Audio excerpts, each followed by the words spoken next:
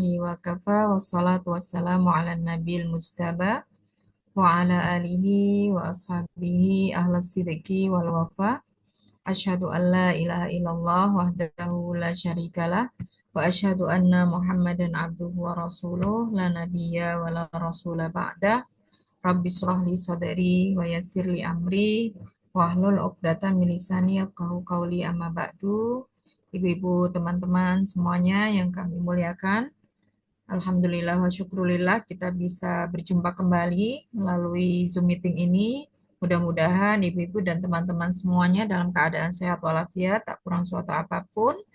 Dan semoga Allah selalu mudahkan segala urusannya, memberikan keberkahan dari setiap aktivitas yang dilakukan sehingga kita semua menjadi hamba-hamba yang beruntung dunia dan juga akhirat. Allahumma amin. Salawat juga salam kita limpah curahkan kepada teladan kita, kepada uswah hasanah kita, kepada Nabi Muhammad Sallallahu Alaihi Wasallam, tentu juga beserta keluarga beliau, ahlul bait beliau, begitu juga eh, sahabat-sahabat mulia beliau. Semoga Allah merahmati mereka semua dan semoga kita pun dirahmati oleh Allah dan kita juga bisa menjadi umat beliau yang nanti layak untuk memperoleh syafaat beliau fi yaumil qiyamah. Allahumma amin ya rabbal alamin.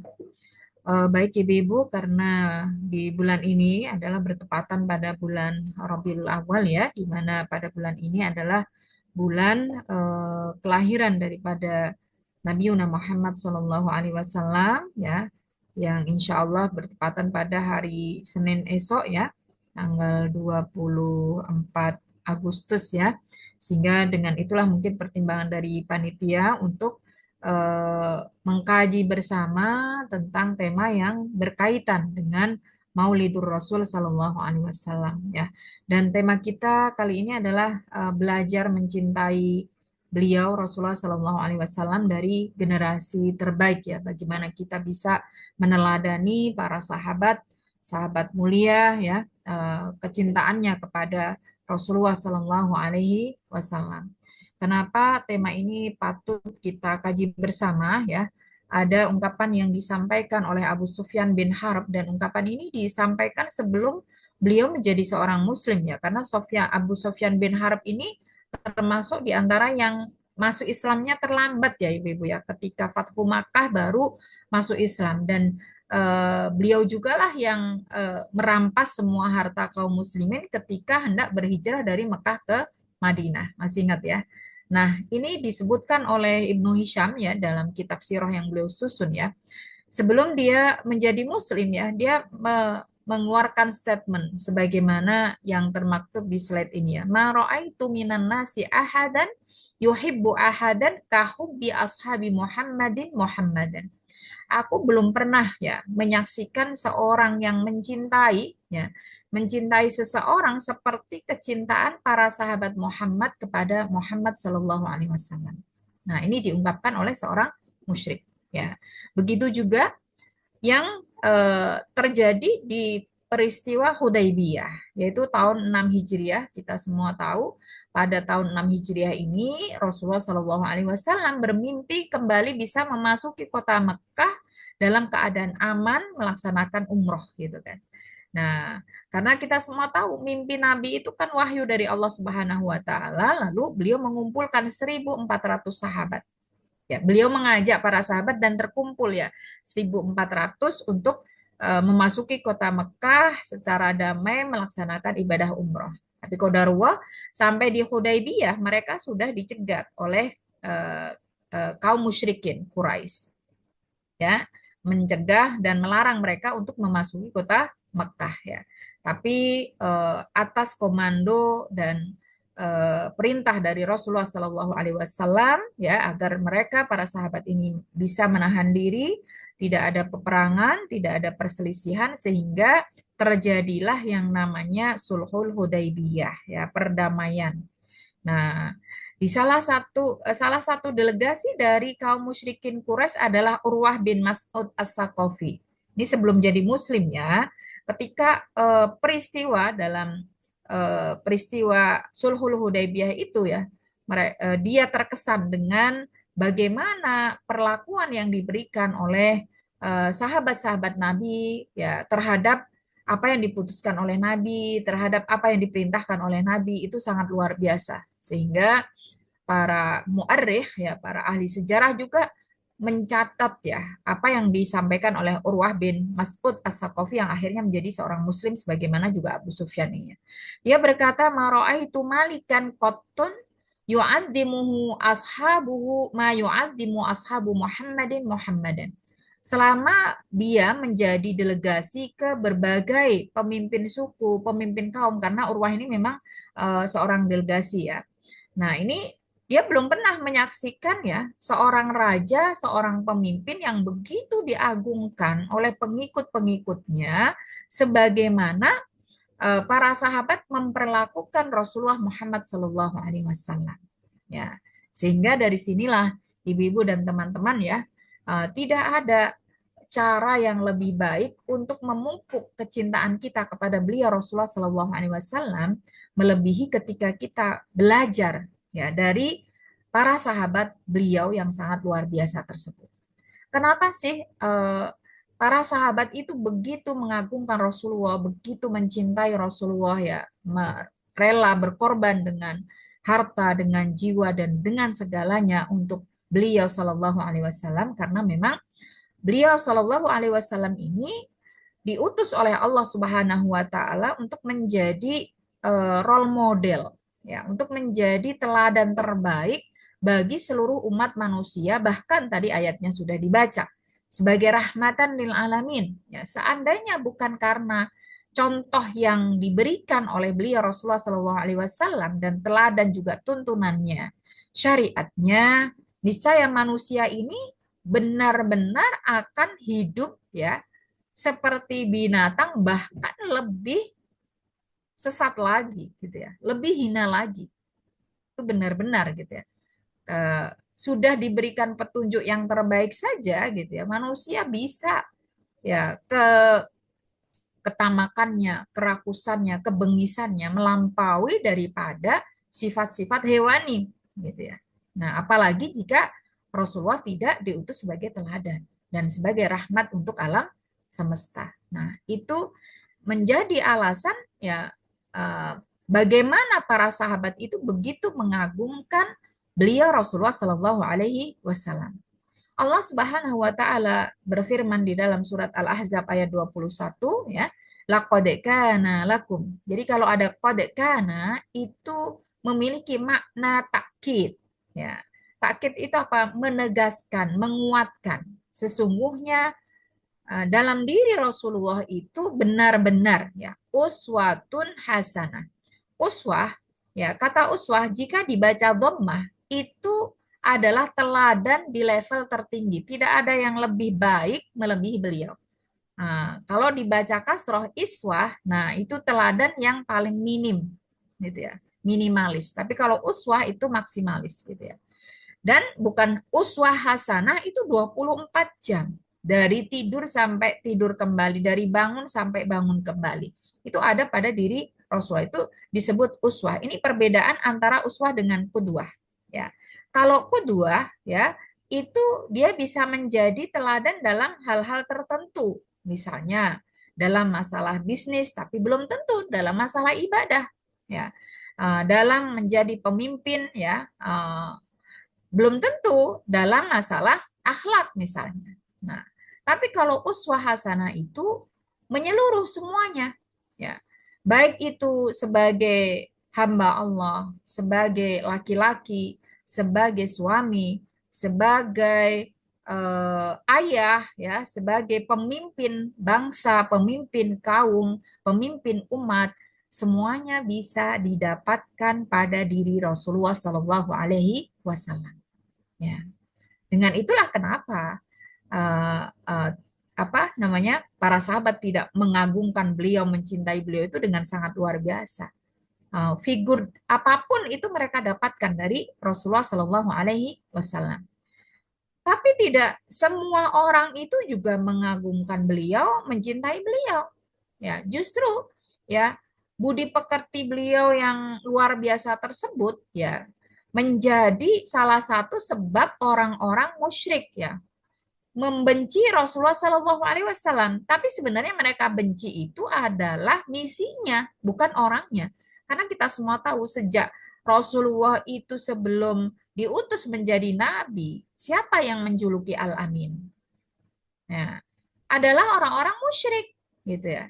Tapi begitu beliau mendapatkan tugas dari Allah sebagai utusannya untuk menyerukan agama tauhid yang itu bertentangan dengan keyakinan nenek moyang, ya baru mereka membenci Rasulullah Shallallahu Alaihi Wasallam.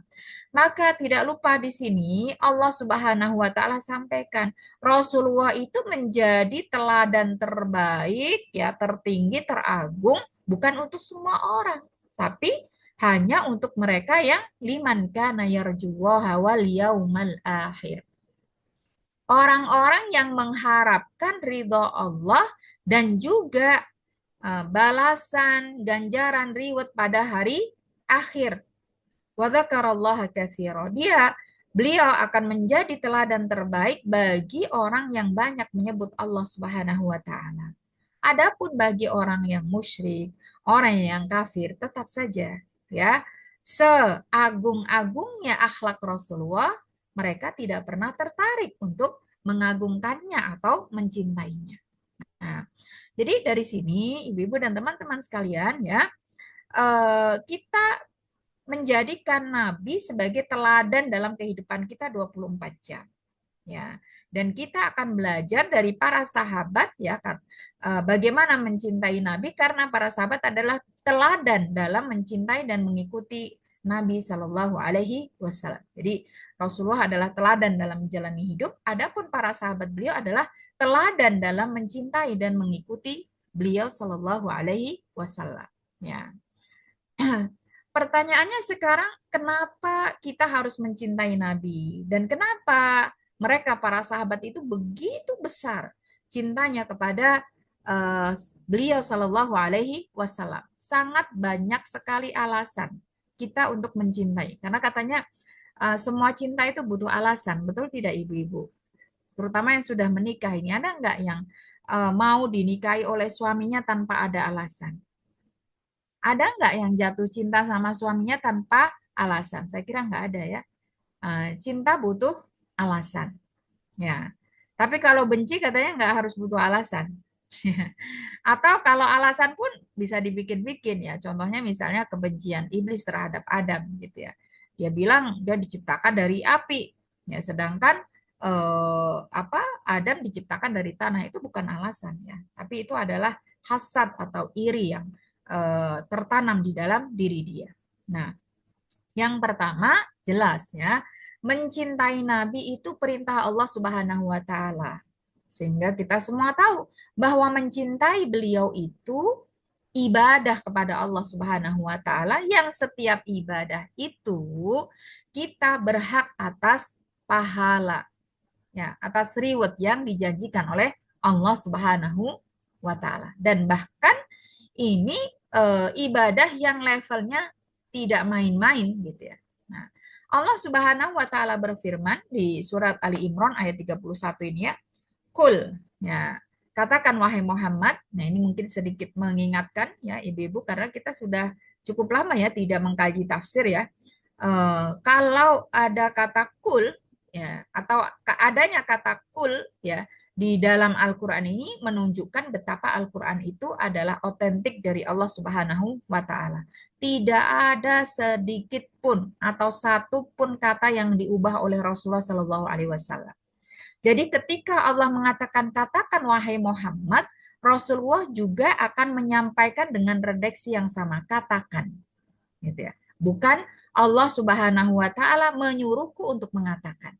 Nah, itu rahasianya untuk dibedakan dengan kitab-kitab yang lain. Ya. In kuntum tuhibbunallah, ini namanya jumlah syartiyah, syarat ya. Ada syarat, ada jawab. Ada syarat, ada sesuatu yang dijanjikan. Jika kalian itu mencintai Allah, fattabi'uni. Maka syaratnya kalian harus mengikuti atau ittiba kepadaku. Nah, tidak ada ceritanya dimanapun orang itu menjadi pengikut follower kecuali ada kecintaan. Ya, dan tidak ada ceritanya orang mencintai kecuali sudah mengenalinya, gitu ya.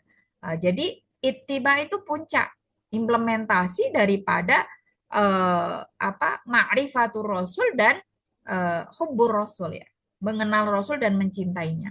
Nah, siapa-siapa yang menjadi pengikut Rasulullah karena cinta dan pengagungannya tersebut, kata Allah diberikan jawabnya, yuhabbibkumullah, maka orang-orang tersebut berhak untuk mendapatkan cinta dari Allah Subhanahu wa taala. Ini dahsyat sekali, ibu-ibu dan teman-teman gitu ya. Cinta dari suami saja ya bikin kita itu bahagia, bikin kita bersemangat hidup, bikin kita berbunga-bunga, bikin kita rajin mengerjakan ini dan itu gitu kan ya. Nah, tapi bukan cinta yang hanya omong kosong doang gitu ya, tapi yang terbukti gitu. Nah, apalagi cinta Allah. Sebagaimana disebutkan dalam hadis qudsi, ya, wa inni idza ahbabtuhu, ini kata Allah disampaikan oleh Rasulullah ya. Dan jika aku itu telah mencintai seseorang, kuntu sama'ahul ladzi yasma'u bihi, aku akan menjadi pendengaran yang mereka gunakan untuk mendengar. Wa basarahul ladzi yubsiru bihi, aku juga akan menjadi penglihatan yang mereka gunakan untuk melihat. Wa yadahul ladzi yabatishu biha, aku akan menjadi tangan-tangan yang mereka gunakan untuk beraktivitas. Wa rijlahul ladzi yamshi biha, bahkan aku juga akan menjadi kaki yang mereka gunakan untuk melangkah. Wa idza sa'alani la'utiyannahu wa idza sta'adani la'idannahu. Ketika mereka meminta, aku akan berikan, pasti itu. Dan ketika mereka minta perlindungan juga, aku pasti akan jamin perlindungan atas dirinya. Nah, itu diperoleh oleh mereka-mereka yang ittiba'ur rasul karena cinta dan pengagungan. Ya, sehingga dimanapun orang tersebut akan mendapatkan perlindungan dari Allah Subhanahu wa taala. Sebagai contohnya misalnya Asma bintu Abu Bakrin saat hamil sudah hampir melahirkan tetap mampu ya menjalankan tugas untuk mengantarkan logistik ke Gua Sur ya saat Rasulullah bersama ayahandanya berhijrah. Ibu-ibu yang sudah pernah haji atau umroh pasti tahu posisi Gua Sur bagaimana. Pun sekarang sangat jauh dari dulu. Belum ada jalan, belum ada bis, belum ada itu penjual-penjual es krim, jus dan sebagainya. Gitu ya. Itu pun tidak ada lampu-lampunya. Tapi dia mampu, bahkan dia mampu menempuh perjalanan antara Mekah ke Madinah untuk berhijrah tanpa didampingi oleh suami. Sehingga bayi pertama lahir itu adalah bayinya Abdullah bin Zubair ya. Belum sampai di kota Madinah itu baru disampai di Kuba sudah lahir ya. Itu pengaruh dahsyatnya cinta Allah. Begitu juga yang kisah yang sangat kita kenal ya, yaitu Uwais Al-Qarni, seorang pemuda tabi'in yang berasal dari Yaman. Tidak pernah bertemu dengan Rasulullah, tapi Rasulullah justru perintahkan kepada sahabat terbaik Umar dan Ali untuk minta didoakan Uwais gitu kan. Ya. Kenapa Allah mencintai dia? Karena begitu baktinya dia kepada kedua orang tua. Nah, itu sebagai gambaran ya betapa dahsyatnya pengaruh cinta Allah. Dan ini bisa diperoleh ketika kita mencintai Rasulullah Shallallahu Alaihi Wasallam dan berittiba dengan beliau. Bukan hanya itu, ada bonusnya, yaghfir lakum dunubakum, dosa-dosa kalian akan diampuni. Wallahu ghafurur rahim. Karena sesungguhnya Allah adalah yang maha pengampun lagi maha penyayang. Nah, ya, jadi cinta kepada Allah itu dibuktikan dengan mengikuti Rasulullah. Ya, dan mengikuti Rasulullah itu tidak akan bisa kita realisasikan kecuali adanya cinta kita, pengagungan kita sebagai follower Rasulullah Sallallahu Alaihi Wasallam. Yang itu semua nanti rewardnya kita akan mendapatkan cinta Allah. Ya. Nah, pertanyaannya sekarang adalah seberapa besar kadar cinta kita kepada beliau Rasulullah Sallallahu Alaihi Wasallam. Nah, itu bisa kita tanyakan pada diri kita sendiri. Ya, misalnya ketika beliau bersabda lakukan, apa yang kita lakukan? Kita melakukan atau tidak, gitu ya? Atau misalnya ketika beliau bersabda tinggalkan ini, tinggalkan itu, gitu ya, tinggalkan ghibah, tinggalkan zina, tinggalkan riba. Apakah kita akan meninggalkan atau justru yang lain yang kita lakukan? Atau mungkin untuk anak-anak sekarang misalnya ketika ada tren yang bertentangan dengan sunnah, misalnya gaya berpakaian, ya, gaya hidup, ya, ya, dan gaya-gaya yang lainnya, hobi, ya, bertentangan dengan sunnah, apa yang harus kita ikuti? Yang sedang ngetren atau yang sesuai dengan sunnah? Ya.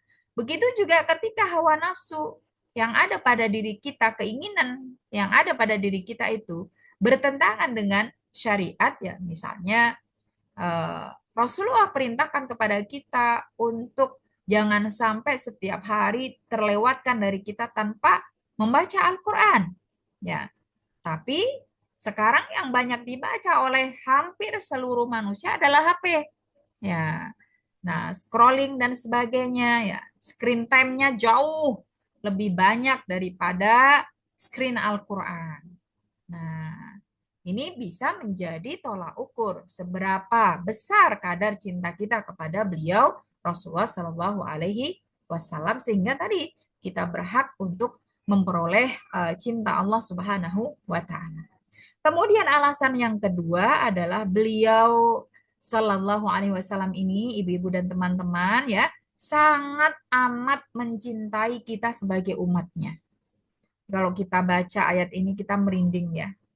Allah sendiri yang memberikan pernyataan laqad ja'akum rasulun min anfusikum.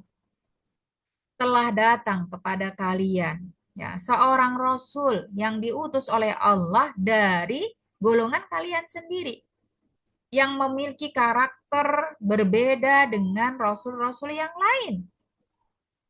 Apa itu yang pertama? Azizun alaihi ma'anittum. Ya, beliau rela menanggung penderitaan kita semua agar kita tidak menderita. Ini banyak sekali buktinya. Contohnya, ketika paman beliau diperlakukan dengan cara tidak adil saat peristiwa perang Uhud, ya, sudah dibunuh dari belakang, ditusuk ditombak dari belakang, kemudian jantungnya dirobek, ya, dan bahkan dikunyah, ya, oleh seorang wanita dari kaum musyrik, ya, yang meskipun akhirnya masuk Islam, ya, Hindun bin Utbah itu, ya. Itu para sahabat marah. Dan kalau Rasulullah itu berdoa agar kaum mereka dibinasakan oleh Allah atau paling tidak diberikan musibah, itu pasti Allah ijabahi. Ya, justru yang marah itu para sahabat. Tapi apa yang dilakukan oleh Rasulullah? Rasulullah berdoa, tapi justru bukan untuk menyelakai kita. Beliau hanya berucap Rabbighfir qaumi fa innahum la ya'lamun. Ya Allah, ampunilah kaumku. Ya, sesungguhnya mereka melakukan seperti ini, menzolimi aku seperti ini, keluargaku seperti ini, karena mereka belum tahu. Ya, begitu juga ketika beliau mencari suaka hukum, ya, perlindungan ke Taif. Padahal Taif itu adalah kota di mana Rasulullah hidup dari masa kecil. Beliau kan disusui di Bani Sa'ad itu di Taif. Ya. Dan orang-orang Taif itu sangat terkenal dengan keramahannya, ya, suka membantu orang lain. Tapi karena ada penyebar fitnah, ya, ternyata dulu netizen itu juga jauh dahsyat, ya. Rasulullah belum sampai sana sudah ada penyebar fitnah, ya, menyatakan Rasulullah itu pembunuh, ya, pengadu domba dan sebagainya, ya. Diusir beliau oleh seluruh penduduk Taif, ya. Yang kecil, yang dewasa, yang perempuan, yang laki-laki mengusir beliau, melempari beliau dengan batu sampai beliau berdarah-darah. Sangat memprihatinkan saat itu kondisi beliau, ya. Ya, itu hanya ditemani oleh putra angkat beliau Zaid bin Harisah. Waktu itu sebenarnya para malaikat sudah mengangkat gunung Al-Ahmar untuk ditimpakan kepada penduduk Taif. Tapi Rasulullah bilang tidak. Ya. Beliau sangat menderita. Tapi beliau bilang tidak. Ya. Dan aku ingin di antara anak cucu mereka nanti mudah-mudahan ada yang mengikuti jejakku, yang menyebarkan risalahku. Dan Masya Allah, ya, disebutkan oleh para ahli sejarah, doa Rasulullah ini benar-benar diijabahi. Ketika setelah beliau wafat, ya, di kota Mekah, kota Madinah, sudah mulai muncul orang-orang murtad. Di Taif justru saat itu orang yang menganut Islam itu sedang kuat-kuatnya. Nah, seperti itu ya. Itu hanya beberapa contoh saja. Ya, banyak sekali contoh-contoh yang lain. Ya, orang yang memperlakukan, meskipun ini riwayatnya kurang sahih ya. Ada cerita itu kan pengemis yang ada di pasar itu ya. Dulu waktu dia masih muda, sehat, meludahi Rasul, mencemooh, yang melempari beliau dengan kotoran. Tapi begitu dia sakit ya, beliau perlakukan dengan sangat manusiawi. Diberikan makan, disuap, bahkan dikunyahkan terlebih dahulu supaya tidak kesulitan untuk menelannya. Sehingga saat beliau sakit, beliau kirim Abu Bakar. Ternyata berbeda tangan beliau dengan tangan Abu Bakar. Suapan beliau dengan suapan Abu Bakar. Ya. Dan sangat banyak sekali contoh-contoh yang lain. Itu alasannya. Tidak hanya itu, harisun alaikum. Ya. Rasulullah itu rela menanggung semua penderitaan dan berjuang luar biasa sampai harta bendanya habis tak tersisa.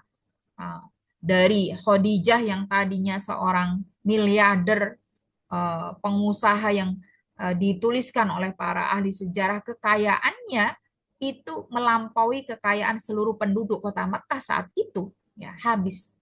Ya. Untuk apa? Untuk mendukung dakwah dan perjuangan Islam agar kita semua ya menjadi orang-orang yang selamat dengan keimanan. Bil mu'minina raufur rahim. Beliau juga sangat menyayangi dan mengasihi orang-orang yang beriman. Ada suatu saat ya Rasulullah berdiri di antara para sahabat beliau. Beliau bilang ya, aku merindukan saudara-saudaraku gitu ya. Kemudian para sahabat menimpali ucapan beliau tersebut. Bukankah kami ini saudara-saudaramu wahai Rasulullah? Gitu ya. Apa kata beliau, ibu-ibu dan teman-teman? Bukan. Kalian adalah sahabat-sahabatku. Ya. Adapun saudara-saudaraku adalah mereka yang bahkan belum pernah bertemu denganku, tidak pernah mengenalku secara langsung, tapi mereka percaya dengan ajaran yang aku bawakan. Aku merindukan mereka. Kita semua. Ada nggak orang yang merindukan, mencintai, bahkan belum tahu wujud kita seperti apa? Nah, itu beliau Rasulullah Shallallahu Alaihi Wasallam. Dan bahkan di penghujung kehidupan beliau, saat beliau sedang mengalami sakaratul maut, selevel beliau ternyata juga merasakan kesakitan saat sakaratul maut. Padahal malaikat yang akan mencabut nyawa beliau itu minta izin terlebih dahulu, tapi tetap saja beliau merasakan sakit. Nah, ketika menanggung penderitaan sakaratul maut tersebut, masih saja terbetik dalam pikiran Rasulullah Shallallahu Alaihi Wasallam untuk memohon kepada Allah, ya Allah, ya biarkanlah aku menggantikan seluruh umatku untuk menanggung rasa sakit saat sakaratul maut. Jangan timpakan kepada mereka, insya Allah. Dan kalimat-kalimat terakhir yang beliau ucapkan sebelum benar-benar menghadap Allah Subhanahu wa taala, beliau ulang-ulang, bukan istri beliau yang beliau panggil, bukan putra-putri beliau, bukan, tapi ummati, ummati. Ya. Nah, umatku, umatku. Itu saking cintanya beliau kepada kita. Jika kita sudah tahu betul ya, bukti-bukti yang sangat nyata, bagaimana cintanya beliau kepada kita semua ini, masa sih ya kita tidak mencintai beliau gitu. Ini kan tidak mungkin gitu ya. Kemudian alasan yang ketiga, mencintai beliau adalah bagian dari iman. Jadi tidak sempurna iman seseorang sampai dia benar-benar mampu mencintai beliau Rasulullah Shallallahu Alaihi Wasallam melebihi dari apapun dan siapapun. Ya, disebutkan dalam hadis riwayat Bukhari Muslim, dia bersabda, la yu'minu ahadukum. La yu'min ini tidak diartikan tidak beriman. Karena kalau diartikan tidak beriman, semua kita mungkin tidak beriman. Karena ini tidak mudah untuk direalisasikan dan dibuktikan. Tapi dimaknai dengan belum sempurna keimanan salah seorang di antara kalian hatta akuna ahabba ilaihi, sampai eh, mereka atau dia ya lebih mencintai aku daripada walidihi, ayahnya, wa waladihi, anaknya, wanasi ajma'in, dan seluruh manusia. Ya, ini sebagai salah satu implementasinya ya adalah ketika keinginan kita atau mungkin anak-anak kita atau orang tua kita itu bertentangan dengan petunjuk-petunjuk beliau, dengan syariat yang diajarkan oleh beliau, maka sebagai implementasi dari kecintaan kita kepada beliau di atas yang lain adalah kita harus mendahulukan petunjuk beliau daripada siapapun. Jadi kalau ibu-ibu, terutama ini para dosen ya, yang produktif menulis jurnal, menulis ya esai atau menulis apapun lah, atau juga menjadi pembimbing ya bagi anak-anak yang menulis skripsi, menulis tesis kah atau disertasi kah gitu ya, itu jangan sampai lupa ya untuk dijadikan hadis Rasulullah itu adalah petunjuk Rasulullah, itu referensi yang pertama dan utama ya. Itu penting ya, jangan kita banyak menukil dari perkataan-perkataan tokoh barat, tokoh ini dan itu, tapi kita tidak bahkan menukil hadis-hadis Nabi, padahal semua apa yang kita gaji itu pasti ada ya petunjuk dari beliau Rasulullah Shallallahu Alaihi Wasallam. Nah, jadi mohon nanti bisa di follow up ini ya ketika membimbing skripsi, tesis atau disertasi ya. Nah, petunjuk beliau harus menjadi referensi utama ya, menjadi rujukan pertama lah gitu ya. Nah, yang bisa kita ambil sebagai mungkin ya motivasi dalam melakukan riset atau penelitian, atau mungkin ya itu tadi ya rujukan dari penelitian yang kita lakukan ya. Kemudian yang keempat, alasan kita mencintai Rasulullah adalah karena beliau lebih berhak bahkan atas diri kita sendiri. Karena tadi perintah Allah dan ini masih menyambung. Allah Subhanahu wa taala berfirman, "An-nabiyyu." Kalau an-nabi itu bukan nabi-nabi yang lain, hanya satu, namanya ma'rifah ya di sini, isim ma'rifah. Yang dimaksud adalah Nabi Muhammad Shallallahu Alaihi Wasallam, bukan nabi-nabi yang lain. Aula bil mu'minin, lebih utama bagi orang-orang mukmin min anfusihim, daripada diri mereka sendiri. Wa azwajuhu ummahatum, dan bahkan semua istri-istri beliau itu adalah ibu-ibu kita, ummahatul mukminin, ummul mukminin, sehingga haram ya siapapun menikahi janda daripada istri Rasulullah Shallallahu Alaihi Wasallam, karena menikahi ibu adalah haram. Ya. Kemudian beliau juga menjelaskan di dalam hadis riwayat Bukhari, "Mamin mu'minin." Tidaklah seorang mukmin illa wa ana aulan nasi bihi, kecuali aku adalah manusia yang paling utama baginya fid dunya wal akhirah, baik di dunia maupun di akhirat.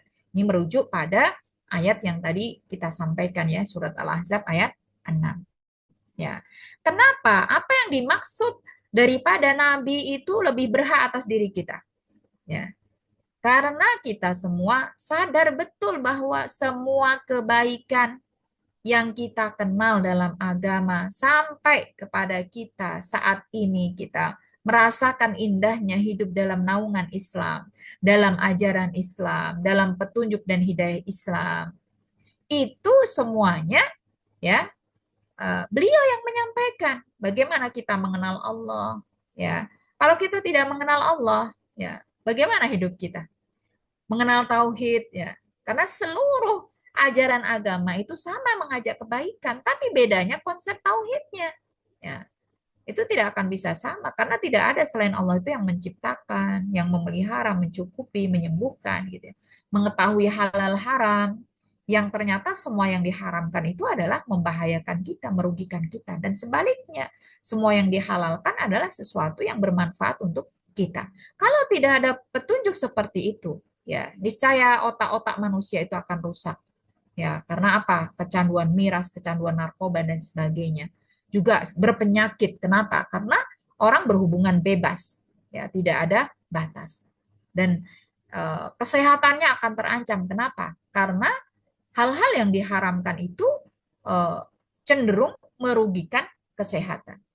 Sehingga bukan hanya di dunia juga mengetahui jalan menuju surga, mengetahui cara ibadah yang baik gitu ya.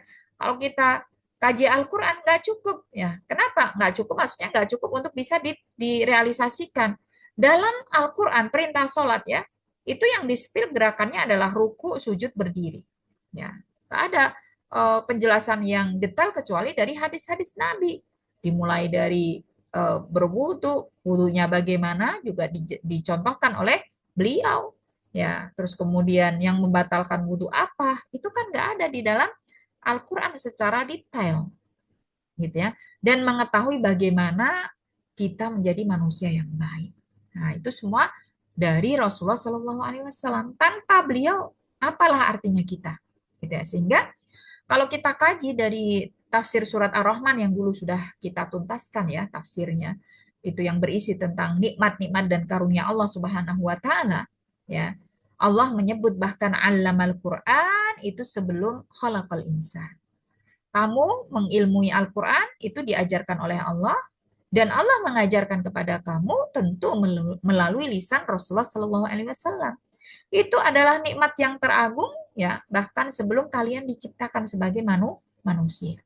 Nah, itu kenapa Nabi lebih berhak atas diri kita. Kemudian alasan yang kelima ya, kenapa kita mencintai beliau? Karena mencintai beliau itu merupakan indikator manisnya iman.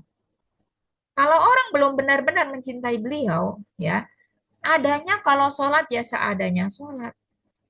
Kalau beribadah ya hanya sekadar rutinitas, sebatas rutinitas untuk bahkan hanya sekadar menggugurkan kewajiban. Ya, pana'udzubillahi min dzalik. Tidak merasakan bahwa ini semua sebagai kebutuhan kita yang sekaligus ya berdampak baik bagi kita duniawi maupun ukhrawi. Beliau Rasulullah Shallallahu Alaihi Wasallam bersabda, "Salatun man kunna fihi wajada halawatal iman." Kalau kamu pengen tahu ya menjadi orang-orang yang merasakan kelezatan iman, maka ya carilah tiga hal ini dalam diri kalian. Apa itu yang pertama? An yakunallahu wa rasuluhu ahabba ilaihi mimma siwahu. Menjadikan Allah dan Rasulullah lebih dicintai daripada yang lain. Itu betul-betul akan merasakan manisnya iman. Kenapa? Hidup itu tanpa beban.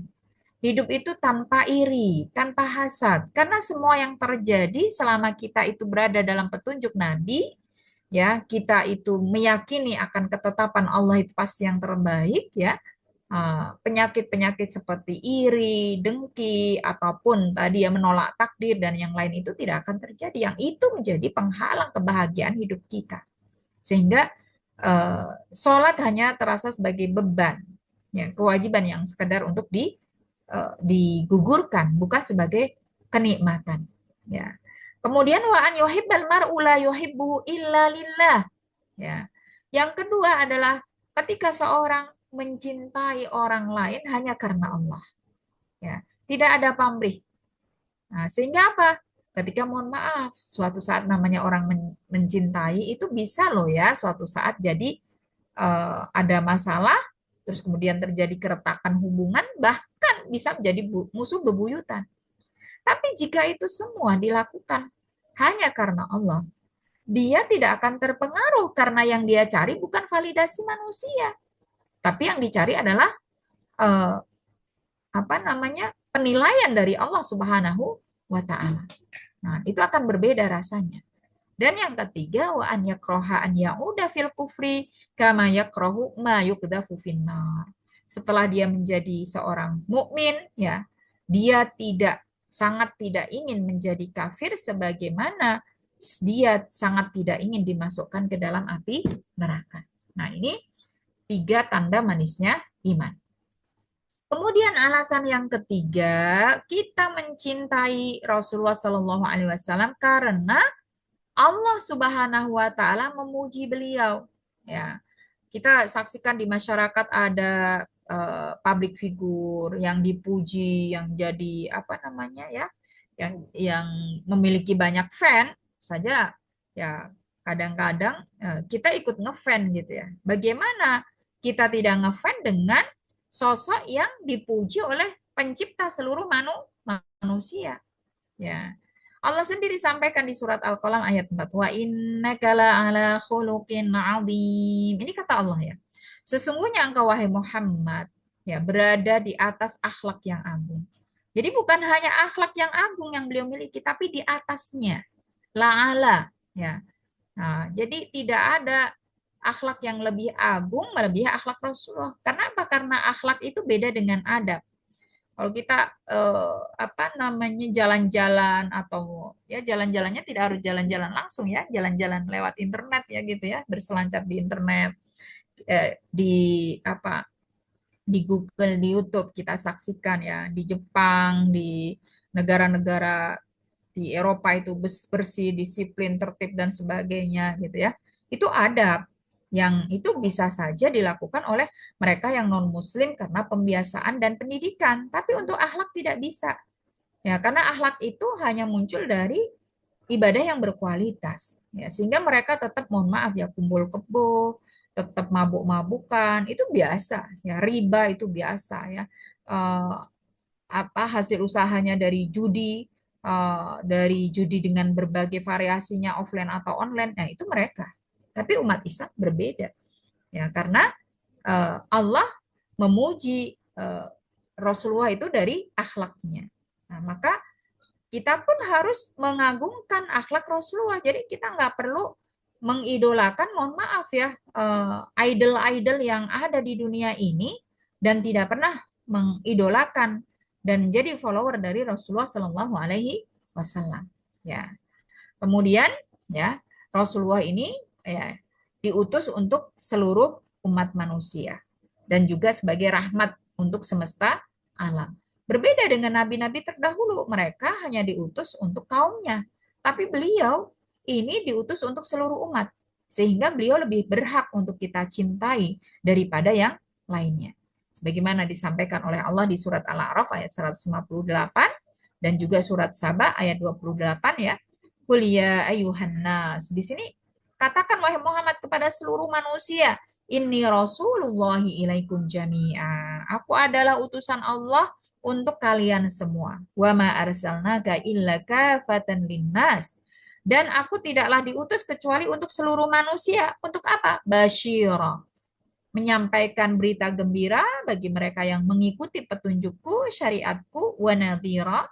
Menyampaikan peringatan, ya, ancaman, tazkirah, ya, bagi mereka yang menolak dan tidak menerima petunjuk dariku. Walakinna aktsaron nasi la ya'lamun. Akan tetapi tidak sedikit manusia yang tidak mengetahui ya tentang kedudukan beliau Shallallahu Alaihi Wasallam yang sangat agung ini di atas semua manusia. Kemudian alasan yang kedelapan adalah bahwa petunjuk beliau dalam urusan agama atau bahkan urusan-urusan yang lain itu tidak ada satupun yang berdasarkan hawa nafsu dan dijamin langsung oleh Allah Subhanahu wa taala. Ya. Kita kadang jatuh cinta kepada manusia yang bahkan kadang pendapat dia itu tidak jarang ya didasari hawa nafsu. Kita saja mencintainya, kita mengagungkannya. Nah, bagaimana kepada manusia yang semua statementnya, semua pendapatnya itu tidak pernah berdasarkan hawa nafsu. Dan ini dijamin langsung oleh Allah. Wa ma yantiqu anil hawa in huwa illa wahyu yuha. Bahwa Rasulullah itu tidak pernah ya berbicara berdasarkan pada hawa nafsu. Ya. Al-Quran yang beliau sampaikan itu juga penjelasan-penjelasannya dalam hadis-hadis beliau itu tidak lain adalah wahyu dari Allah Subhanahu wa taala. Sehingga beliau juga bersabda, wa inna khairal hadits kitabullah ya. Sebaik-baik berita adalah berita yang disampaikan oleh Al-Quran, la raiba fih, tidak bisa diragukan. Wa khairal huda huda Muhammadin ya. Dan sebaik-baik petunjuk adalah petunjuk penjelasan yang diberikan oleh Muhammad Sallallahu Alaihi Wasallam. Wa syarrul umuri muhdatsatuha wa kullu bid'atin dhalalah. Dan seburuk-buruknya perkara adalah perkara-perkara yang dibuat-buat, dibikin-bikin tanpa berdasarkan petunjuk dari beliau Rasulullah SAW. Karena semua itu termasuk ke dalam kategori bid'ah yang sesat. Nauzubillahi min dzalik. Dan alasan terbesar kenapa kita harus mencintai Rasulullah Shallallahu Alaihi Wasallam adalah karena hidup di dunia itu selama apapun itu sangat amatlah singkat daripada kehidupan akhirat. Dan di akhirat itu hanya ada dua tujuan, hanya ada dua tempat. Kalau kita tidak berhasil mencapai surga, rela atau tidak rela, mau atau tidak mau, kita pasti akan dilemparkan ke neraka. Ya, yang kita semua sudah tahu betul ya seperti apa kondisi dan situasi di neraka. Tentu kita tidak ingin. Ya. Sedangkan apakah kita akan dilemparkan ke neraka atau masuk ke dalam surga dengan berbagai kenikmatannya itu tergantung pada siapa yang kita cintai, siapa yang kita idolakan, siapa mereka yang menjadi komunitas kita, circle kita, bestie-bestie kita. Nah, kalau kita ingin surga yang paling nyaman, maka tentu ya kita harus berupaya untuk mencintai orang yang sudah dijamin oleh Allah Subhanahu wa taala akan menempati posisi termulia, teragung, tertinggi di surga, yaitu beliau Rasulullah Shallallahu alaihi wasallam. Kenapa? Karena beliau bersabda ya, anta ma'a man ahbabta. Nanti kamu itu di surga atau di neraka itu akan bersama dengan orang yang engkau cintai. Ya, nanti bisa diperdalam di surat Az-Zumar itu ya, karena surat Az-Zumar itu kan maknanya golongan. Ya, jadi orang masuk ke neraka ya bersama golongannya, bersama komunitasnya, begitu juga masuk ke surga. Ya, jadi cinta kepada Nabi ini bukan hanya tentang masa lalu, tapi adalah cinta yang bisa menjadi sebab kita berharap bersama beliau di akhirat. Nah, yaitu di surga Allah Subhanahu wa taala. Dan karena tadi ada dua ungkapan ya dari seorang yang statusnya masih musyrik ya. Tidak ada yang cintanya lebih besar kepada seseorang ya dilakukan diberikan oleh seseorang kepada orang lain melebihi para sahabat kepada beliau Rasulullah Shallallahu Alaihi Wasallam ini, maka kita yang belum pernah bertemu dengan beliau harus belajar dari mereka, yaitu generasi terbaik yang pernah hidup di masa Rasulullah Shallallahu Alaihi Wasallam. Nah, ini tidak saya sampaikan semuanya, hanya sampel-sampelnya saja ya. Karena kita perempuan, kita mulai dari Khadijah bintu Khuwailid. Siapa yang tidak kenal dengan Khadijah? Beliau begitu perhatiannya, begitu menghormatnya, begitu cintanya kepada Rasulullah Shallallahu Alaihi Wasallam. Ya, beliau buktikan dengan jiwanya, hartanya, ya, dukungannya yang sangat luar biasa sampai kalau kita bisa bilang sekarang adalah titik darah penghabisan sampai akhir hayat. Yang bahkan dengan kecintaan Khadijah terhadap Rasulullah yang luar biasa ini, setelah beliau wafat pun, itu sekelas Aisyah masih merasa cemburu. Kenapa? Karena beliau Rasulullah selalu menyebut-nyebut Khadijah. Dan beliau menyebut tidak akan tergantikan. Ya. Tapi para istri Rasulullah juga bukan cemburu buta. Setelah Aisyah mendapatkan penjelasan begitu agungnya cinta dan pengorbanan yang diberikan oleh Khadijah, Aisyah pun tidak berkutik. Kenapa? Beliau bersabda, amanat bi idka farabiyan nas. Dia beriman kepadaku ketika semua manusia mengingkariku. Wasaddaqatni id kadzdzabaniyan nas. Dia membenarkan apa yang aku sampaikan ketika manusia mendustakanku ya. Wa wasatni bimaliha id haramanin nas. Kita semua tahu salah satu episode yang pernah dialami oleh Rasulullah adalah pemboikotan selama 3 tahun itu adalah masa tersulit yang dihadapi oleh beliau. Orang-orang memboikot beliau, tidak akan menolong, tidak akan menikahkan, tidak akan menjual, tidak akan membeli, dan yang lain sebagainya. Sehingga pada saat itulah semua harta Khadijah diberikan untuk mendukung Rasulullah ya. Ya tapi karena 3 tahun itu cukup lama habis semuanya.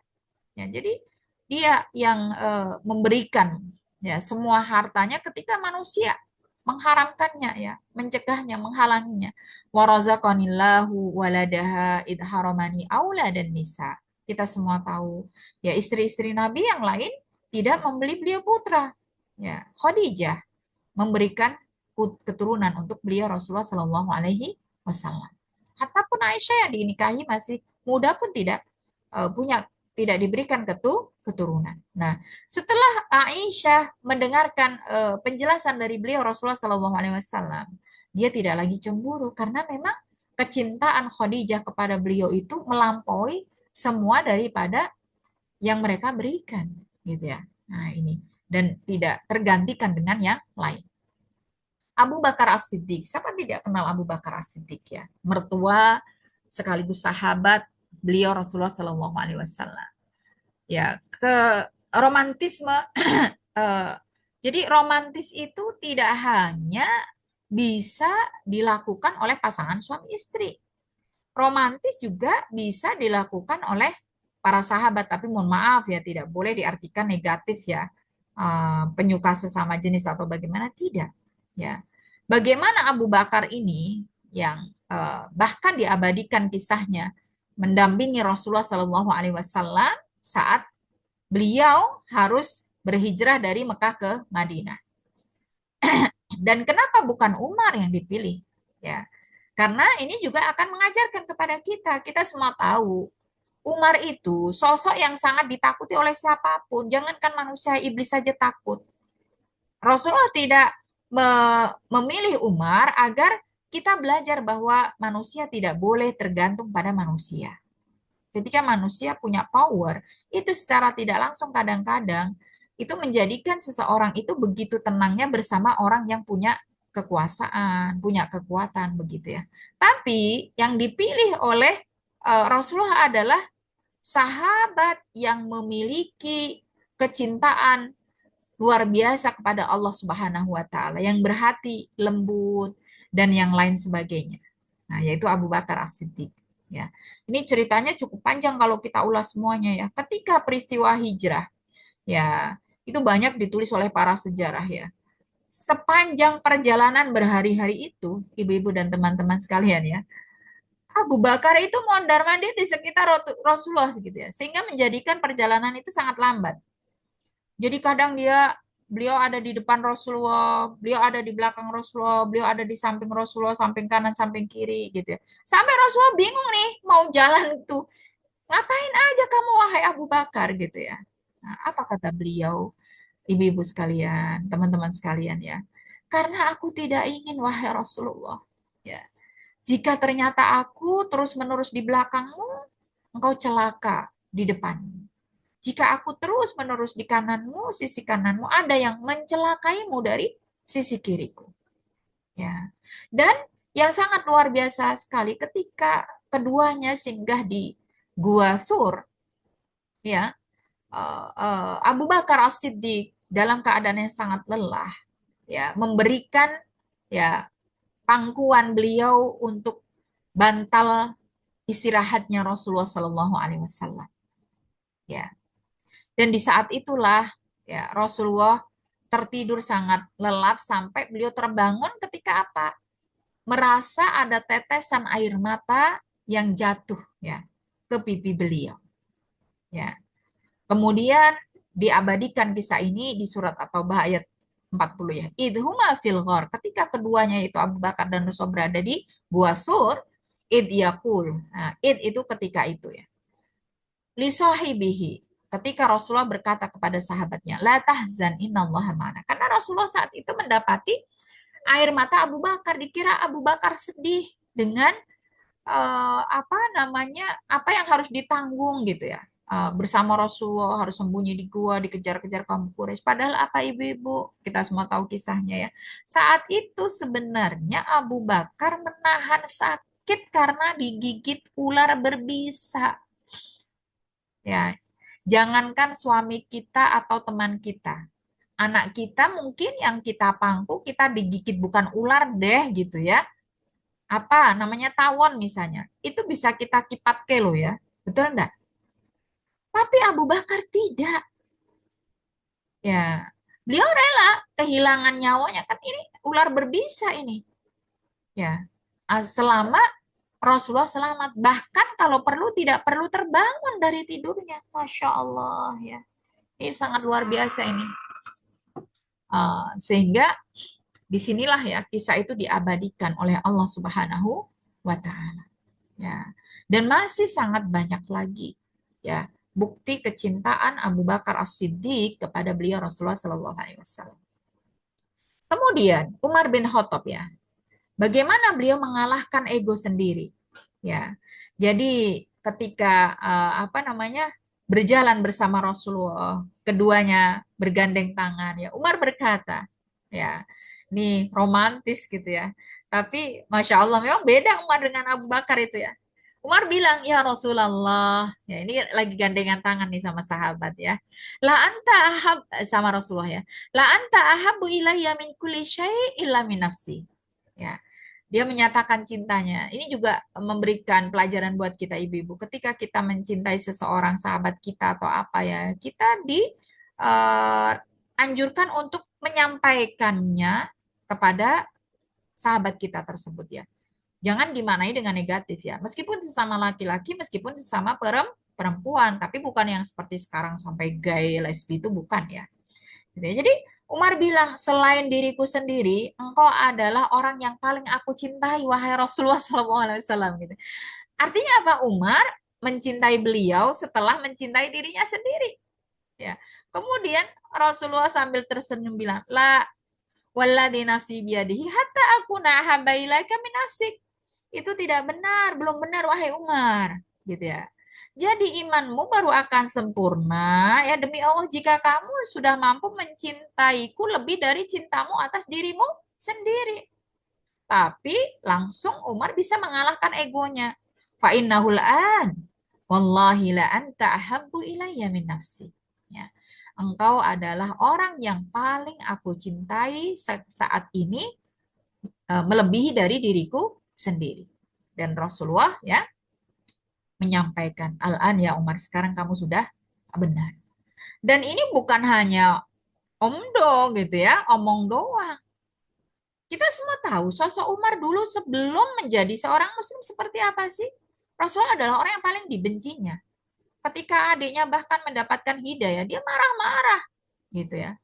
Dan ingin membunuh Rasulullah. Tapi setelah menjadi muslim, dia kalahkan egonya sendiri. Bahkan yang sangat luar biasa.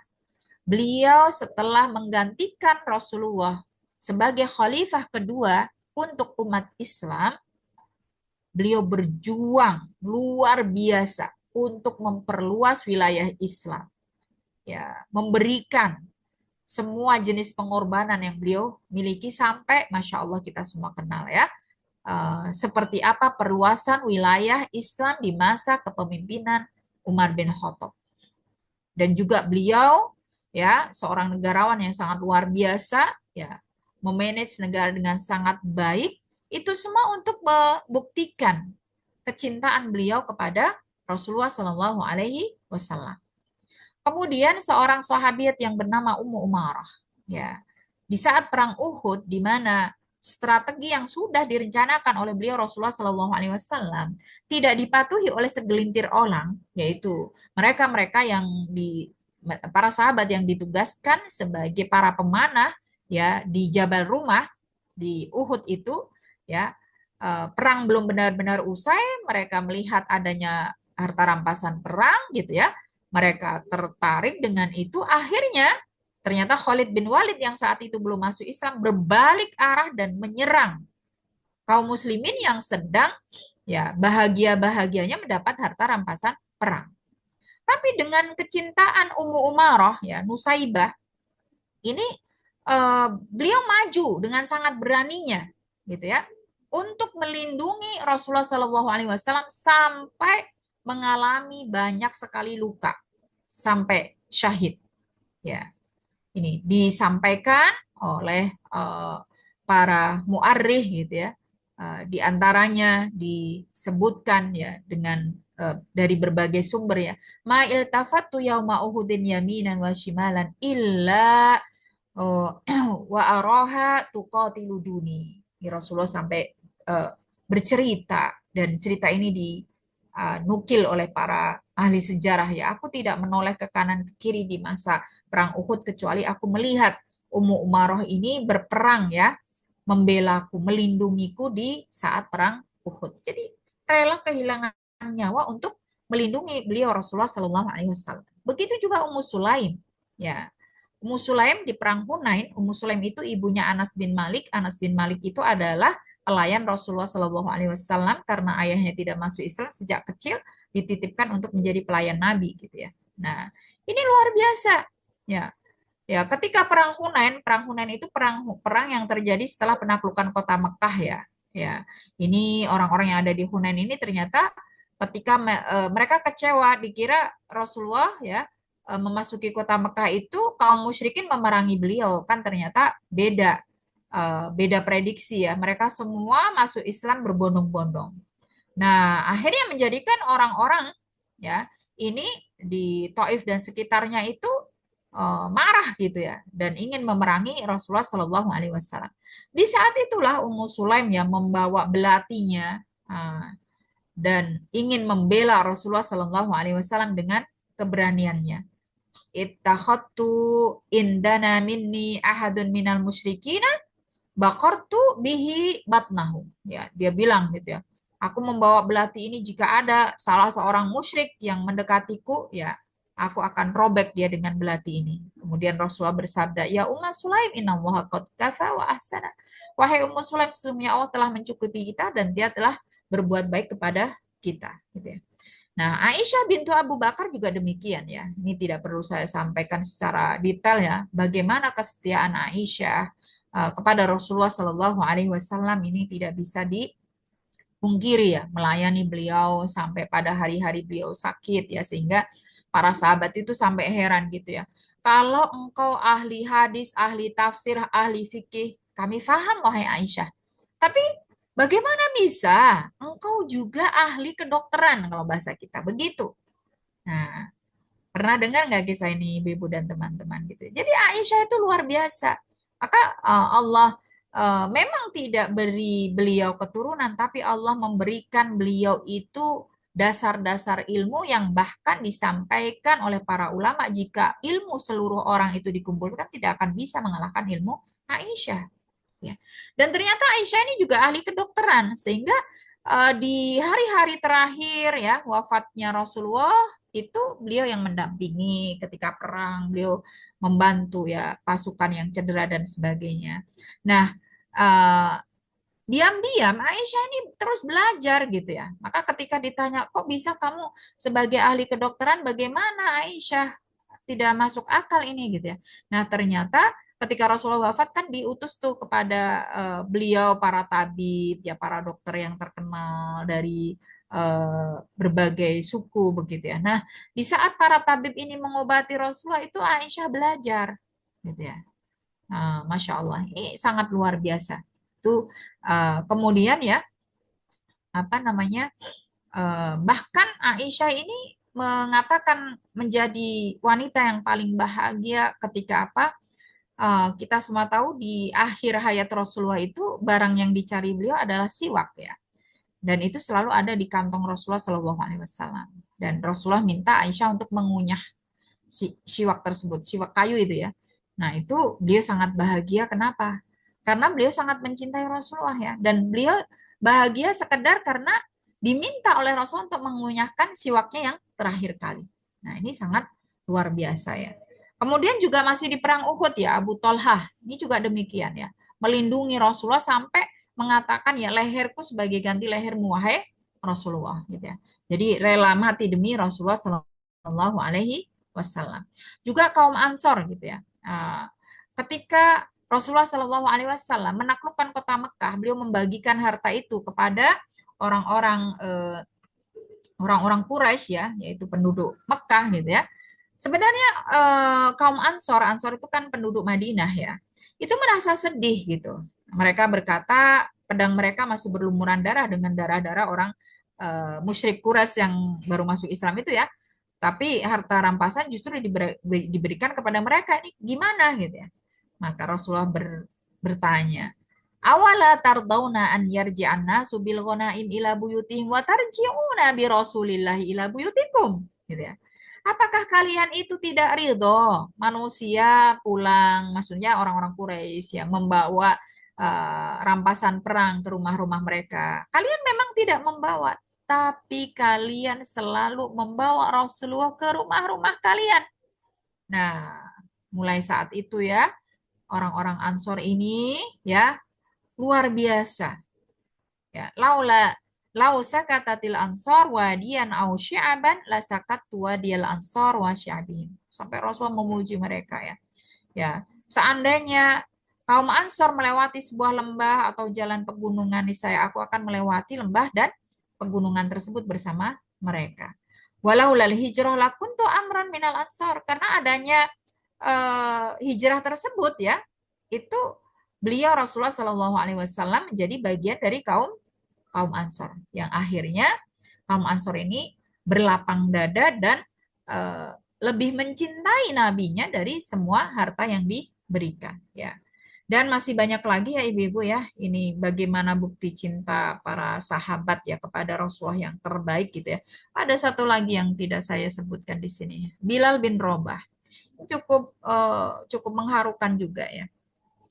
Karena Bilal itu adalah uh, muazin Rasulullah gitu ya.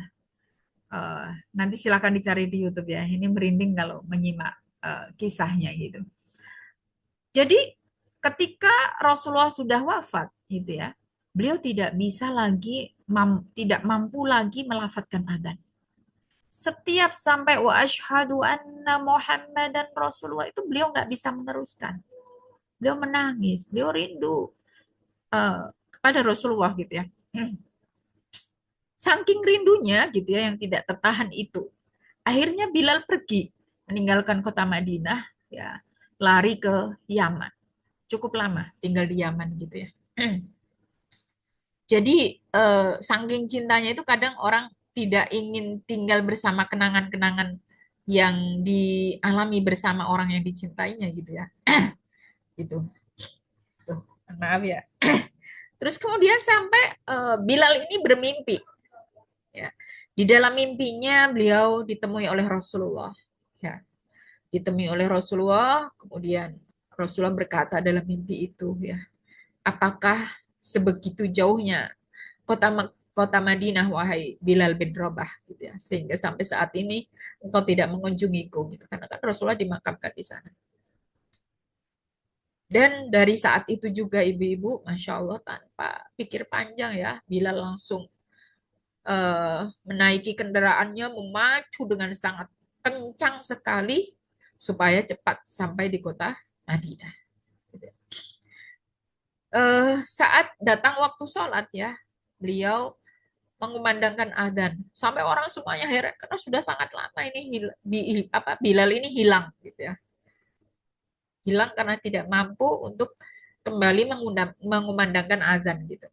Nah, ketika terdengar lagi suara Bilal, karena suara adzan Bilal itu tidak seperti yang banyak orang bayangkan, yang datar gitu ya.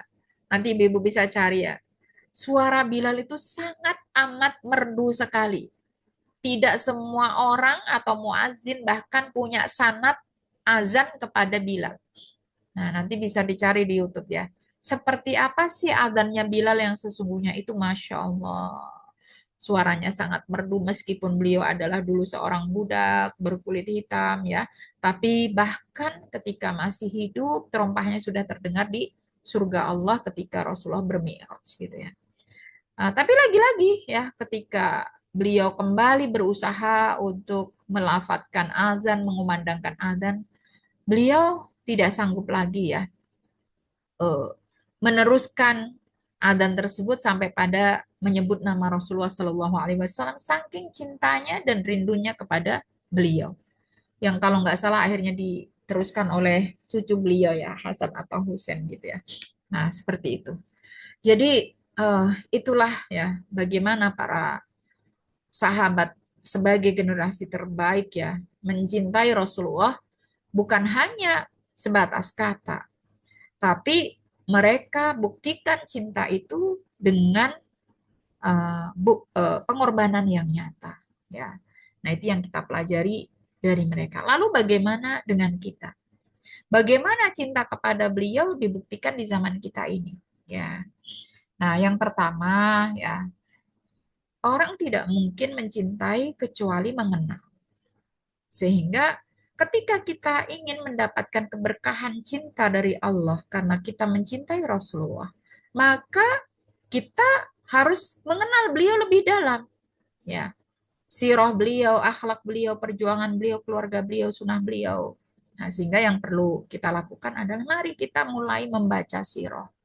Ya, minimal ada buku cukup bagus Ibu, namanya Syama'il Muhammadiyah yang ditulis oleh Imam Tirmidzi.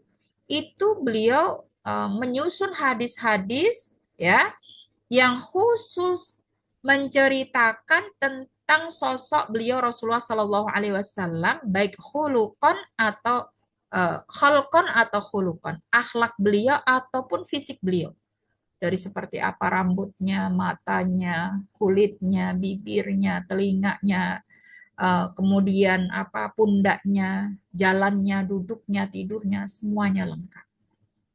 Maka kita nanti akan menemukan ya suatu kesimpulan, tidak ada yang lebih berhak atas cinta kita melebihi beliau. Ya, tidak ada manusia yang lebih sempurna melebihi beliau. Kemudian yang kedua adalah bersolawat. Ya, karena Allah sendiri sampaikan dalam surat Al-Ahzab ayat 56, Innallaha wa malaikatahu yusholluna 'alan nabi. Bahkan Allah sendiri dan juga malaikatnya itu bersolawat kepada Nabi. Maka Allah perintahkan dengan sangat jelas, ya ayyuhalladzina amanu sallu alaihi wasallimu taslima. Bersolawatlah kalian dan ucapkanlah salam kepada beliau dengan penuh penghormatan. Tapi yang perlu kita garis bawahi karena sekarang tidak sedikit ya majelis-majelis solawat, perkumpulan-perkumpulan solawat ya, itu bahwa solawat ini hanya salah satu bentuk cinta, bukan segala-galanya. Tetapi cinta yang sempurna itu justru dibuktikan dengan ittiba lahir dan batin, mengikuti ya panduan dan syariat beliau Rasulullah Shallallahu Alaihi Wasallam. Ya, terutama kalau di hari Jumat ini ya perbanyak salawat kepada Nabi. Ya, ini manfaat dan keutamaannya luar biasa. Disampaikan oleh beliau, man shalla alaihi salatan sallallahu alaihi biha asyran. Setiap satu kali salawat yang kita sampaikan kepada beliau, Allah akan memberikan salawat yang berupa rahmatnya itu 10 kali kepada kita. Kemudian, kenapa hari Jumat? Nah, inna min afdoli ayyamikum yaumal jum'ah. Dalam satu pekan, hari yang termulia yang Allah berikan kepada kita sebagai umat beliau adalah hari Jumat. Fihi khuliqa Adam wa fihi kubidu fihi. Pada hari itu juga Adam diciptakan, Adam juga diwafatkan oleh Allah. Wa fihi an-nafkhatu wa fihi as-saqatu. Pada hari Jumat juga ya ditiupkan sangkakala yang bisa menghancurkan alam dan juga bisa mencabut semua nyawa. Fa'akfiru alayya minas salah. Maka perbanyaklah sholawat pada hari itu. Hari apa? Hari Jumat. Ya. Fa inna sholatakum ma'rudatun alayya. Karena setiap sholawat yang kita sampaikan kepada beliau akan disampaikan oleh Allah kepada beliau langsung. Apalagi kalau kita saat berada di kota Madinah, kita berziarah raudhah gitu ya. Kita harus jaga akhlak kita, kesopanan kita, adab kita. Karena mohon maaf saya beberapa kali ziarah ke raudhah itu, jamaah wanita sangat berbeda dengan laki-laki. Berisik, ya, kemudian lari-lari, kemudian berteriak-teriak, itu sangat tidak sopan. Ya. Terus kemudian menginjak orang, menyingkirkan orang hanya untuk dapat tempat sholat ya sunnah di sana. Padahal itu semua melanggar fikih, ya, melanggar syariat Rasulullah. Dan itu di hadapan Rasulullah, ya, di makam Rasulullah beliau menyaksikan kita loh, gitu ya. Itu sangat tidak sopan, gitu ya. Jadi kalau kita, alhamdulillah sekarang sudah lebih tertib, ya, ada izin masuk, lebih tertib, tapi tetap belum setertib jamaah laki-laki, terutama dalam bersuara, berteriak, berlari. Nah, itu harus dijaga. Ya, karena itu kesempatan yang tidak selalu kita dapatkan kan. Kalau untuk ke sana kan biayanya cukup mahal. Maka ketika di sana jaga adab sebaik-baiknya supaya fadilah dan keutamaan ini benar-benar kita dapatkan. Ya, kita bisa sholat tapi kita menginjak orang yang sedang sholat itu padahal apa? Lewat di depan orang yang sholat itu, ya dosanya diganti dengan iktikaf 40 tahun saja nggak bisa loh. Nah, itu. Jadi memahami ilmu dan adab itu jauh lebih penting daripada perbuatan. Ya. Kemudian juga fadilah yang lain aulan nasi bi yaumal qiyamah aktsaruhum alayya sholatan.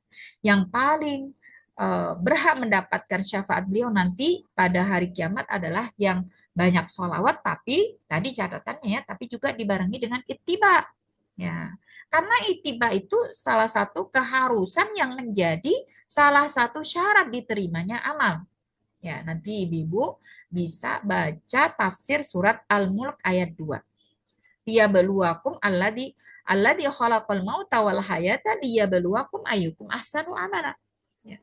Jadi hidup mati itu untuk menguji kita siapa yang amalnya paling baik. Dan amal baik, paling baik itu bukan dari kuantitasnya, tapi kualitasnya. Nah, amal yang berkualitas harus memenuhi dua syarat.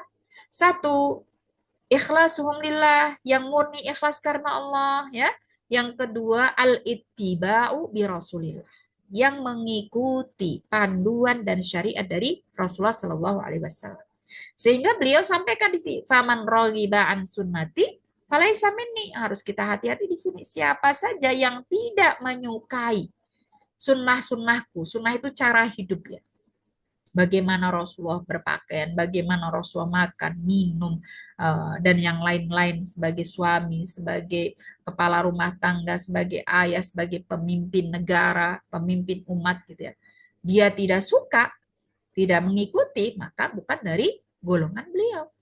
Nah, beliau juga berpesan dengan sabda beliau sangat tegas ya, ittabi'u, ikutilah petunjuk Nabi. Wala tabtadi'u faqad kufitum. Jangan justru buat-buat yang baru. Ini adalah bid'ah.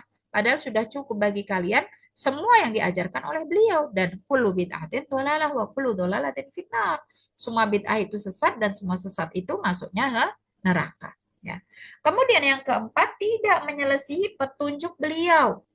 Ya. Jadi jangan pernah kita melakukan riset penelitian untuk menyaksikan dari kesohihan sabda Rasulullah Shallallahu Alaihi Wasallam. Ya, itu sebenarnya sudah dijamin oleh oleh Allah ya. Kita tidak perlu ya. Apalagi misalnya kita membuat teori yang berseberangan dengan ajaran beliau Rasulullah Shallallahu Alaihi Wasallam. Beliau perintahkan kita untuk tidur ya di sisi kanan, ya kita ngeyel ya pakai sisi kiri. Kemudian kita disuruh minum sambil duduk, membaca basmalah, ya tidak meniup-niup makanan, ya kita ngeyel. Nah, ini bukti kita tidak mencintai Rasulullah gitu ya. Kenapa? Karena Allah sendiri mengatakan, wa may yushakkikir rasul, siapa yang menentang Rasulullah Muhammad Sallallahu Alaihi Wasallam. Mimba di mata bayana lahul huda. Padahal setiap petunjuk beliau itu bisa dibuktikan dengan jelas kebenarannya dan juga kesesuaiannya ya dengan kehidupan kita dimanapun dan kapanpun. Apalagi dengan motivasi wayat tabi ghairu sabilil mu'minin, mengikuti jalan orang-orang yang tidak mukmin. Ya, gaya hidup orang-orang kafir, gaya hidup orang-orang non muslim begitu ya. Nuwallihi ma tawalla wa nuslihi jahannam. Diancam oleh Allah ya. Kami biarkan mereka dalam kesesatannya dan kami akan masukkan mereka ke neraka wasaat masira. Itu adalah seburuk-buruk tempat kembali. Yang kelima, membela kehormatan beliau. Ya, ketika misalnya yang pernah terjadi ada yang melecehkan sabda beliau, ada yang menuduh beliau pedofilia, ada juga yang menuduh beliau itu nafsunya besar ya, umatnya hanya boleh 4 istri yang lain, tapi beliau lebih dari 4 dan lain-lainnya, ada bahkan yang menggambarkannya dengan kartun dan sebagainya. Sebagai bukti cinta kita kepada beliau, kita nggak boleh diam saja. Ya, kita harus membela kehormatan beliau ya, yang meskipun pada ruah masyafal ya, yang dulu pernah orang Belanda itu ya membuat kartun menghina, membuli Nabi dengan reaksi yang luar biasa dari umat beliau yang membela kehormatan beliau, akhirnya mendapatkan petunjuk dan hidayah dari Allah Subhanahu wa taala gitu ya. Nah, ini sebuah keniscayaan bagi kita sebagai umat beliau sebagaimana disampaikan oleh Allah di surat Ali Imran ayat 146. Fa Faka'ayyin. Ini ada kelebihan ya. Min nabiyin qatala ma'ahu ribbiyuna katsir. Betapa banyak nabi yang berperang didampingi sejumlah besar dari pengikutnya yang bertakwa, ya. Fama wahanu lima asobahum fi sabilillah. Mereka tidak merasa lemah karena musibah yang menimpa di jalan Allah tersebut. Wa ma dha'ufu. Mereka juga tidak patah semangat. Wa mastakanu. Bahkan mereka tidak menyerah pada musuh. Ya meskipun luar biasa kesulitannya. Wallahu yuhibbus sabirin. Ya, jadi apapun yang dikatakan oleh Rasulullah, apapun yang diinginkan oleh Rasulullah ya, para kaum muslimin ini betul-betul ya menjaga dan membela beliau meskipun itu sangat sulit. Berbeda dengan Bani Israel. Bani Israel itu ketika Allah sudah benar-benar menjanjikan Palestina sebagai tanah yang dijanjikan. Hanya syaratnya kan memasukinya tidak boleh berpaling ke belakang, memasukinya harus tunduk kepada Allah dan saat itu Palestina dikuasai oleh kaum yang lain. Ya, sehingga mau nggak mau harus berjihad dulu. Ya, harus berjihad dulu. Tapi kalau Allah itu sudah menjanjikan tanah itu berhak untuk mereka, ya adalah hak mereka, itu pasti akan terjadi gitu. Cuman mereka apa? Apa yang mereka katakan kepada Musa? Ya Musa, idhab anta wa rabbuka faqatila innaha huna qa'idun. Wahai Musa, kamu saja yang pergi bersama Rabbmu, Tuhanmu, untuk memerangi mereka. Kami akan menunggu hasilnya di sini. Subhanallah. Itu Bani Israel. Tapi ketika Rasulullah berdiskusi dengan para sahabat tentang perang Badar, yang saat itu kan sesungguhnya kronologinya itu apa namanya? eh, tidak serius sebenarnya. Jadi kan tadi yang saya ceritakan bahwa Abu Sufyan itu ketika kaum muslimin hijrah dari Mekah ke Madinah itu Abu Sufyan merampas semua hak milik ya kaum muslimin. Nah, pada tahun 2 Hijriah itu, jadi setelah 15 tahun ya di kenabian gitu ya. Itu Abu Sufyan membawa kafilah dagang yang cukup banyak hanya dikawal oleh 40 orang. Nah, sehingga Rasulullah mendapatkan informasi tersebut, ya ini saatnya nih kita mengambil hak kita kembali yang dulu dia rampas gitu kan. Nah, terus tiba-tiba ternyata ya intelijen orang-orang kafir Quraisy itu canggih ibu-ibu ya. Ya, sebelum itu dilakukan ternyata sudah ada yang memberikan informasi kepada Abu Abu Abu Jahal atau Abu Lahab ya, Abu Jahal ya, di kota Mekah. Antara dua itu ya, saya nggak begitu yakin ya. Bahwa apa namanya umat Islam akan menyerang mereka, sehingga disiapkanlah 1.000 pasukan gitu. Nah, setelah 1.000 pasukan itu, akhirnya kaum muslimin yang jumlahnya hanya 313 orang itu minta kepastian dari Rasulullah ini. Ini gimana jadinya rencananya seperti semula menghadang Abu Sufyan atau bagaimana? Ternyata Allah perintahkan mereka bukan untuk menghadang Abu Sufyan, tapi untuk berperang dengan pasukan musyrikin Mekah gitu. 313 lawan 1.000. Ini berat. Tapi Masya Allah, ya, Tabarakallah. Apa ungkapan para sahabat gitu ya. Engkau saja yang memutuskan, wahai Rasulullah. Jangan khawatir. Bahkan ketika engkau ajak kami untuk ke mana ya, suatu tempat ya, lembah yang ada di Yaman, yang sangat jauh ya. Yaman dengan kota Madinah itu kan jaraknya kurang lebih 1119 kilo ya. Kami akan ikut engkau, wahai Rasulullah. Ini sangat kontras sekali dengan apa yang diungkapkan oleh Bani Israel kepada Musa. Nah, itu dalam rangka apa? Membela kehormatan Rasulullah Shallallahu Alaihi Wasallam. Sehingga ketika dalam berbagai peperangan pun, misalnya di perang Hondak ya oleh Salman Al Farisi, idenya dari Salman itu untuk membela Rasulullah. Karena apa? Karena perang itu strategi, bukan strateginya bukan wahyu dari Allah Subhanahu Wa Taala. Gitu ya. Seperti juga ketika penaklukan Khaybar, benteng-benteng Yahudi yang ada 10 itu ya, 10 benteng besar dan banyak benteng kecil itu ya. Itu ternyata posisi penempatan Rasulullah ya untuk pasukannya itu tidak tepat ya. Sehingga ada sahabat yang eh, memberikan saran untuk apa? Membela kehormatan Rasulullah Shallallahu Alaihi Wasallam. Karena memang itu untuk menunjukkan juga bahwa beliau adalah basyarum mithlukum, manusia seperti kita. Gitu. Dalam masalah hal strategi perang ya, itu bukan wahyu dari Allah Subhanahu wa taala, sehingga ya para sahabat boleh memberikan saran dan masukan gitu ya. Kemudian ya, yang keenam adalah mencintai orang-orang yang mencintai beliau. Ya. Maka Rasulullah bersabda ya, la tasubbu ashabi, jangan sekali-kali ada di antara kalian itu yang menghina sahabatku. Lau anfaqta mithla uhudin dahaban ma ballagda mithla ahadihim wala nusaifahu. Jika kalian punya emas seuhud ya, Uhud itu kan bukan satu gunung tapi gunung-gunung yang menyatu. Sebesar itu kau infakkan di jalan Allah, nggak bisa loh menyamai satu genggam atau setengah dari yang diinfakkan oleh sahabat-sahabatku. Nah, nah, ini digambarkan dalam surat Al-Fat ayat 29 ya, Muhammadun Rasulullah.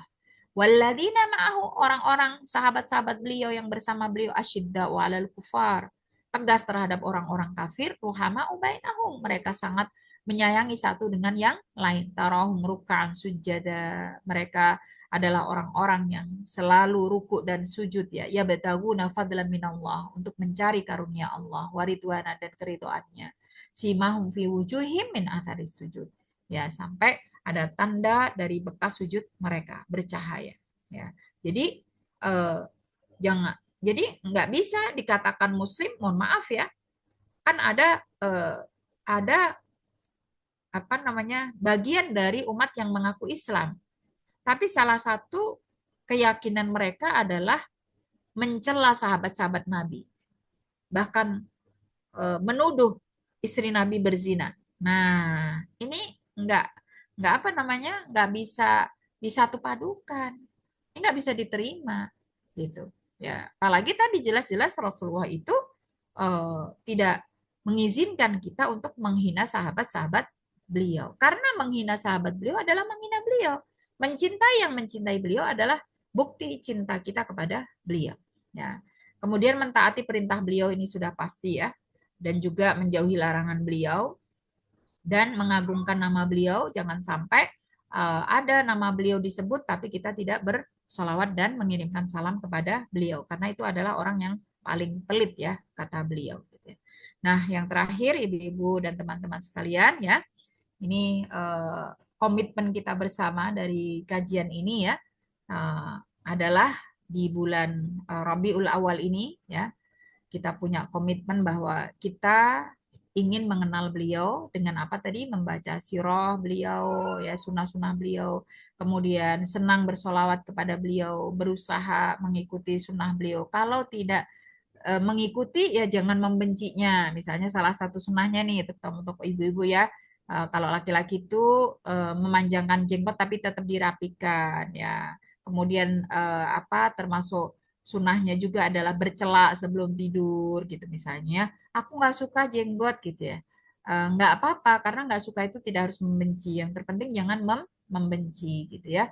Kemudian mendahulukan petunjuk beliau daripada hawa nafsu kita, dan yang paling penting adalah meneladani akhlak beliau.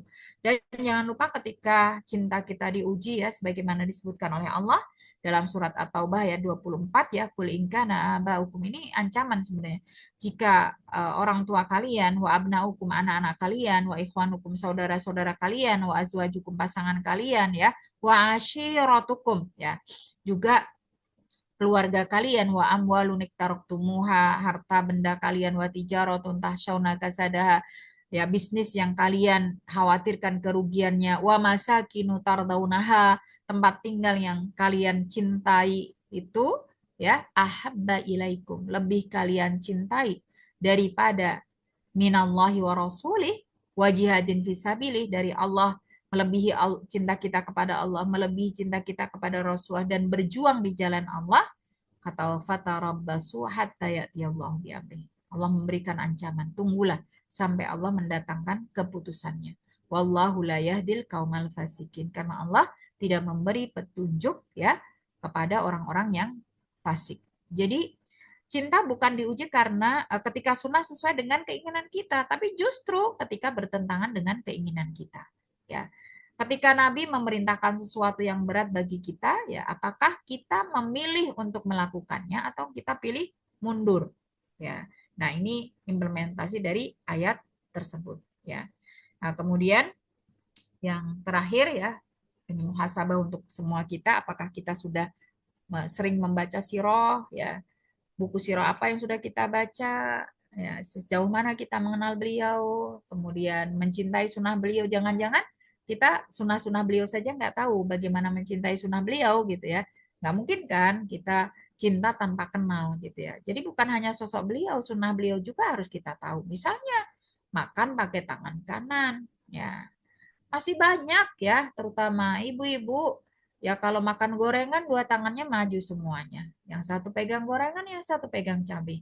Ya padahal sunnahnya adalah pakai tangan kanan gitu ya. Terus kemudian misalnya ibu-ibu mau ngadakan walimah ya, menikahkan putra-putrinya, jangan pakai konsep barat ya, standing party. Makan sambil berdiri, ya, makan sambil duduk. Bolehlah prasmanan tapi kasih tempat duduk, ya, makannya sambil duduk, bukan sambil berdiri, karena itu juga membahayakan kesehatan kita kalau tersedak, kalau apa gitu ya. Kemudian ya, apakah kita membela sunnah beliau dengan akhlak yang baik atau justru dengan emosi yang meledak-ledak? Ya, apakah kita mendahulukan petunjuk beliau ketika bertentangan dengan hawa nafsu kita? Jadi intinya ya kenali sosok beliau, kenali sunnah beliau, kenali akhlak beliau, ya kemudian cintai, kemudian ittiba, ya mendahulukan ya ketika terjadi hal yang berbeda dengan pendapat kita, dengan nafsu kita, dengan kehidupan kita, tetap kita pilih dari petunjuk Rasulullah Shallallahu Alaihi Wasallam, sehingga kita dikatakan sebagai orang-orang yang meneladani beliau, karena dari awal kita sampaikan kenapa sih kita harus mencintai beliau, karena beliau adalah teladan terbaik dalam kehidupan kita. Selama 24 jam semuanya sudah dicontohkan oleh beliau, karena beliau adalah role model yang terbaik bagi umat ini, sehingga disebutkan sebagai rahmatan lil alamin. Demikian ibu-ibu dan teman-teman yang bisa kami sampaikan pada siang hari ini. Semoga menjadi tazkirah ya buat kami pribadi, juga ibu-ibu semua ya. Semoga di bulan Rabiul Awal ini yang menjadi pengingat buat kita untuk kembali mengkaji sirah, kembali mengkaji sunnah-sunnah Nabi, dan kita implementasikan dalam kehidupan kita. Semoga Allah ridhoi ya. Demikian, wallahu a'lam bishawab. Wassalamualaikum warahmatullahi wabarakatuh.